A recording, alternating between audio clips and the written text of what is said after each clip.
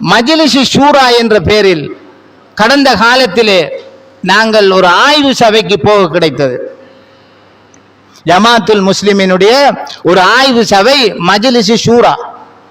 அதிலே ஹதீஸ்களுடைய தரங்கள், இந்த ஜமாத்தினுடைய கொள்கை கோட்பாடுகள் எல்லாமே ஆய்வுக்கு உட்படுத்தப்படும். நாங்கள் இந்த சபைக்கு போறதுக்கு முன்னே அந்த சபையில உமர் அலி ஹசரத்து ஹதீஸ் ஆய்வண்டோனே இவங்க பெரும் உலமாக்களாக்கும் என்றுதான் நாம நினைச்சோம். ஹசரத்து சொல்லுவாரு, அப்ப என்ன அந்த நோன்பு திறக்கிற நேரத்தில் ஓதுற துவா ரஹப் அல்லாம வபுத்தல்லத்தில் உருக்கும், அதை பத்தி என்ன சொல்றீங்க? உதாரணத்துக்கு ஆய்வுக்கு எடுக்கிற விஷயம். அப்ப என்ன சொல்ற முஜாஹித் மௌலவி அதை பற்றி ஒரு ஆள். அப்ப முஜாஹித் மௌலவி சொல்றத தமிழ்ல மொழிபெயர்த்து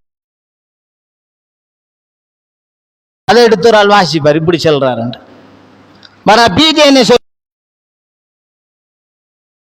அன்சார் தப்லீக் என்ன சொல்றாரு, அதையும் எடுத்து வாசிக்கிறார்.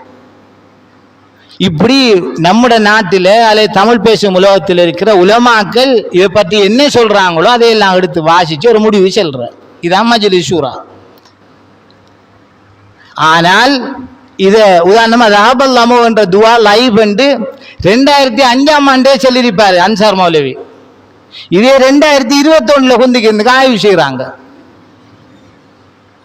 அப்ப இந்த நேரத்தில் ஒரு நாள் நான் சொல்லி இருந்தேன் அவங்களுக்கு என்னன்னு கேட்டா, அசரத் அன்சார் மௌலவி மற்ற மௌலவிமாரெல்லாம் இந்த மசாலா விஷயங்கள்ல சஹீ லைவ் என்று சொன்னதை நாம ஆய்வுக்கு எடுக்கிறோம்.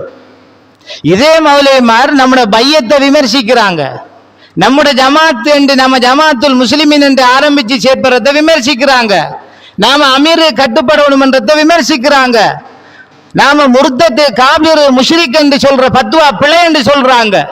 அப்ப இதையும் கொஞ்சம் நான் பார்ப்போமே. கடுகளவும் சந்தேகம் இருக்காது, அசல் இஸ்லாம் அப்படியே பின்பற்றுறோம், ரசூலுல்லாஹ் காலத்தில் இருந்த மாதிரி சொல்வார் உஸ்தாத்.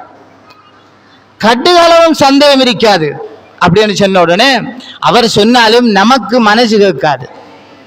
அப்ப போக்குள்ளே சொல்லுவாங்க, மௌலவி மற்ற உலமாக்கள் கடமையான குளிப்பு முறைன்றோடனே பிஜே குளிப்பு முறை எப்படி சொல்லிக்காரு, மற்ற உலமாக்கள் என்ன சொல்லிக்காண்டு, இப்படி எல்லா மசாலாக்கள்லையும் எடுத்து பார்க்கிறார். பார்த்து பார்த்து வந்தா அந்த மௌலவிமார் சொல்றான் சரியா இருக்கு, நாம மறைக்கப்பட்ட சுன்னாக்கள் என்று சொல்லி இங்க பேசுற. அப்ப ஒரு சந்தர்ப்பத்தில் அங்க இருந்த உஸ்தாது இப்ப இருக்கிறார் ஒரு மௌலவி அமீரா, அவர் சொன்னார், நம்ம அந்த மறைக்கப்பட்ட சுன்னாக்கள் என்று பேசினோமே அந்த சீடியெல்லாம் 10 வைக்கணும். சிரிக்காங்க எல்லாரும். இங்கெல்லாம் வந்து பேசியிருக்காங்க, மறைக்கப்பட்ட சுன்னாக்களை நாங்கள் எடுத்து நடக்கிறோம். இந்த சமுதாயத்தை அவங்க வழிகேடு பித்அத்து நரகம் ஏன்னு சொன்னா சமூகம் லைவான ஹதீஸ்களை பின்பற்றுறாங்களாம். சமுதாயம் பலகீனமான ஹதீஸ்களை, இட்டுக்கட்டப்பட்ட ஹதீஸ்களை, ரசூலுல்லாஹ் சொல்லாத செய்யாத அங்கீகாரம் வழங்காத செய்யறாங்க. எனவே இவங்க வழிகேடுன்னு சொன்னாங்க.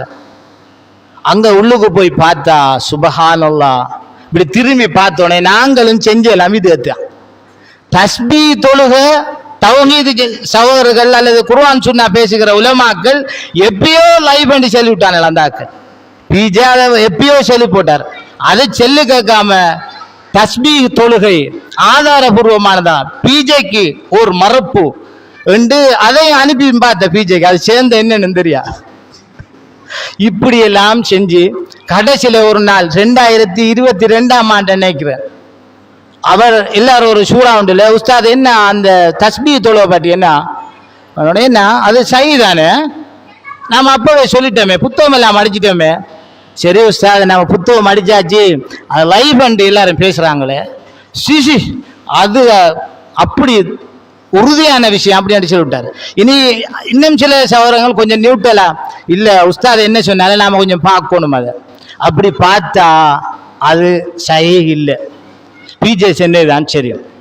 கடைசியா உஸ்தாது கௌரவ பிரச்சனையில அதுல அவர் தலையிடாம வேற யாருன்னாலும் அமீர் சொல்லட்டுமே, இப்ப அமீர் எடுக்கிற முடிவு தானே அப்படின்னு விட்டார்.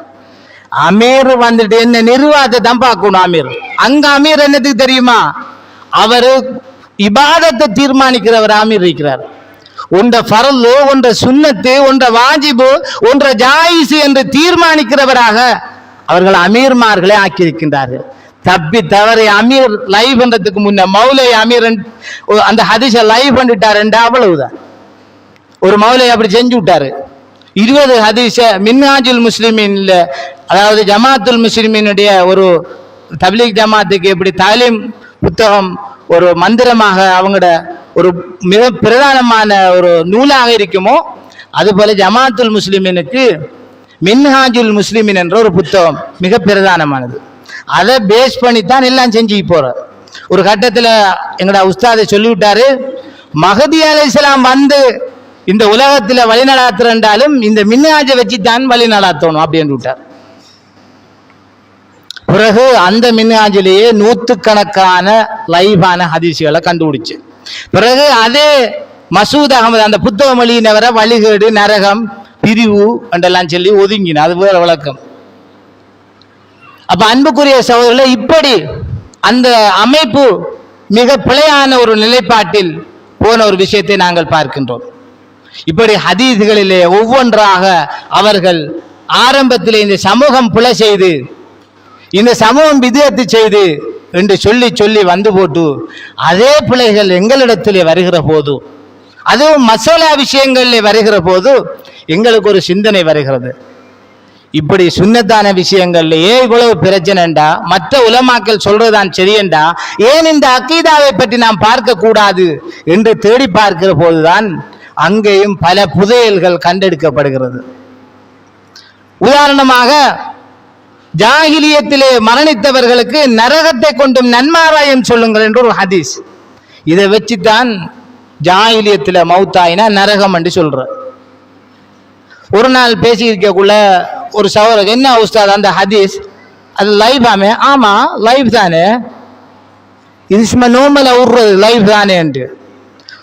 ஆனா இந்த ஹதீஸை பத்தி பெரும் மேடைகள்ல அடிச்சு பேசி போட்டு இங்க சும்மா சிம்பிளா தான் அதை லைவ் பண்ணி இங்க வந்து சொல்ற சபைக்குள்ள. இதுல பல விஷயம் பொதுமக்களுக்கு தெரியும். பொதுமக்கள் என்ன செய்யறது, இப்படியான உண்மைகளை வெளிப்படுத்துற நம்மள ஒரு விரோதியாக, நன்றி இல்லாதவன், அப்படி இப்படி என்று கேவலமா பேசுறது. அல்லாஹ் நேர்வழி காட்ட வேண்டும்.